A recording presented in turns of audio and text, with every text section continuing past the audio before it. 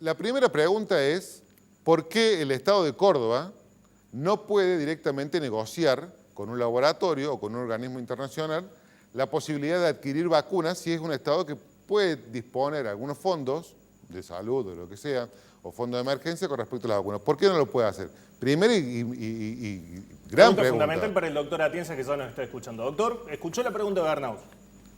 Hola, ¿qué tal? ¿Cómo están? Muy Gracias bien, ¿cómo por anda, la doctor? comunicación. Muchas gracias por estar siempre.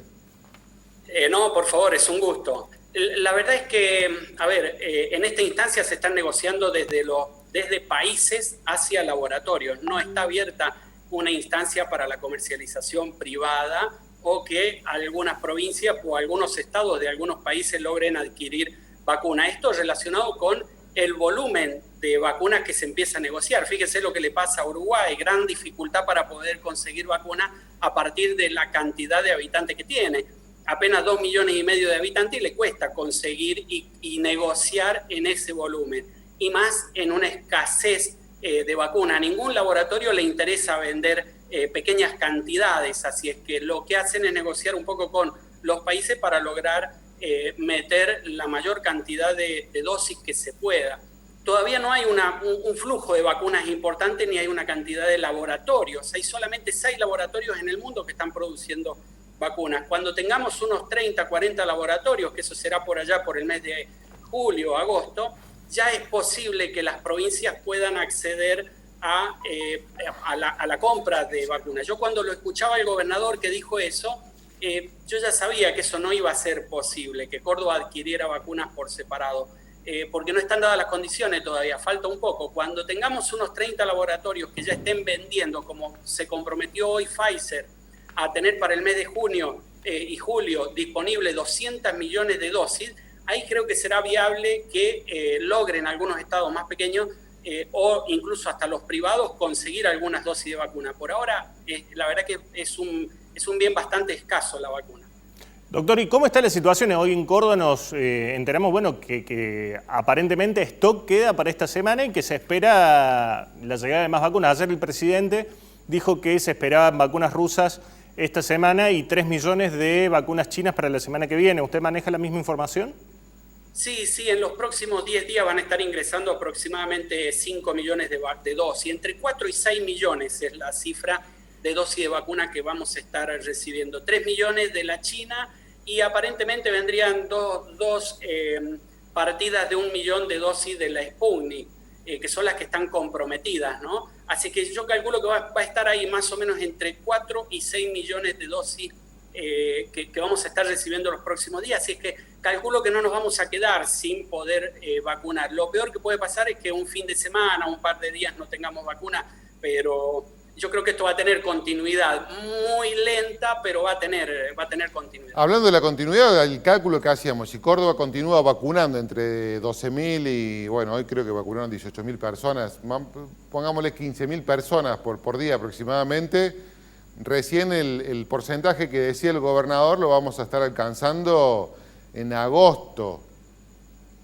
quizás septiembre, pero agosto podemos estar en ese porcentaje. Y le hago una pregunta que hoy lo escuchaba a cámara muy preocupado con respecto a la segunda ola. Cámara hablaba de una segunda ola entre mayo y junio, muy importante, con cifra de una gran cantidad de muertos.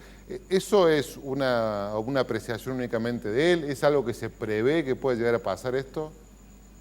Bueno, si analizamos la situación de hoy en Latinoamérica y de los 4 países limítrofes con la Argentina, Chile, por ejemplo, está con toque de queda. Uruguay, les doy, no sé si tienen esta información, acaba de suspender la presencialidad escolar hace unos minutos. Uruguay. Brasil tiene colapsado, la mitad de los estados ya no tienen capacidad para camas de terapia intensiva. Paraguay hay manifestaciones y están todos los ministros pendiendo de un hilo. Digamos, si uno analiza la situación de estos 4 países que limitan con la Argentina, y acá yo creo que mucho antes del mes de mayo, Cámara dice en el mes de mayo porque es cuando empiezan los fríos y cuando vamos a recibir el golpe fuerte. ¿Por qué? Porque los ambientes se cierran, dejamos de estar ventilados y a partir de allí empieza a aumentar la cantidad de casos.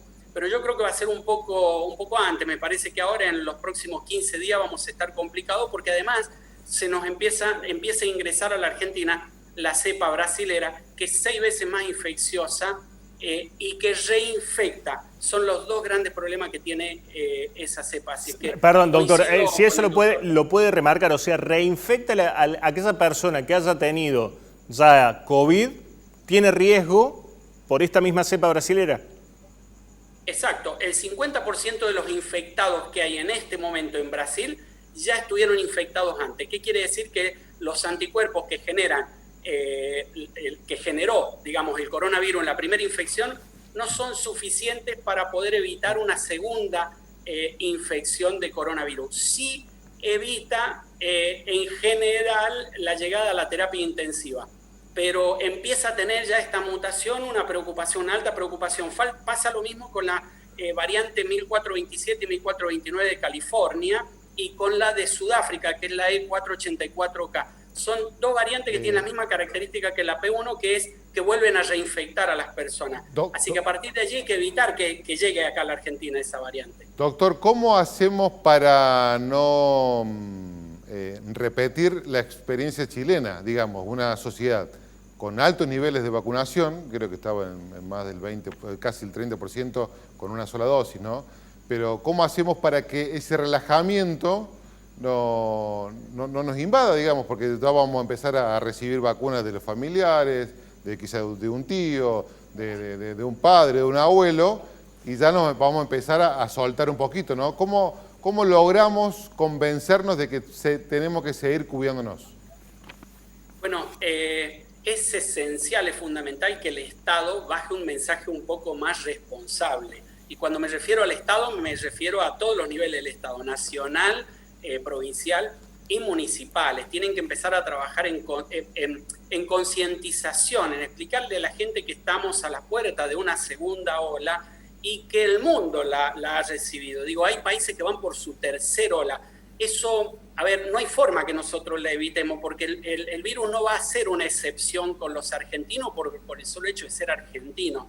Así que a partir de allí hay que decirle a la gente que se siga cuidando, que use un buen barbijo, que lo use bien al barbijo, que se lave la mano, que mantenga la distancia con las personas. Me parece que ese mensaje se ha perdido y es como que hubiese pasado la pandemia, ¿no? Yo noto un relax generalizado y somos muy poquitos los que nos hemos quedado resistiendo esta idea de que el virus ya pasó. Incluso la presencialidad escolar en la Argentina fue un muy mal mensaje porque mucha gente entendió que ya no hay riesgo en la Argentina.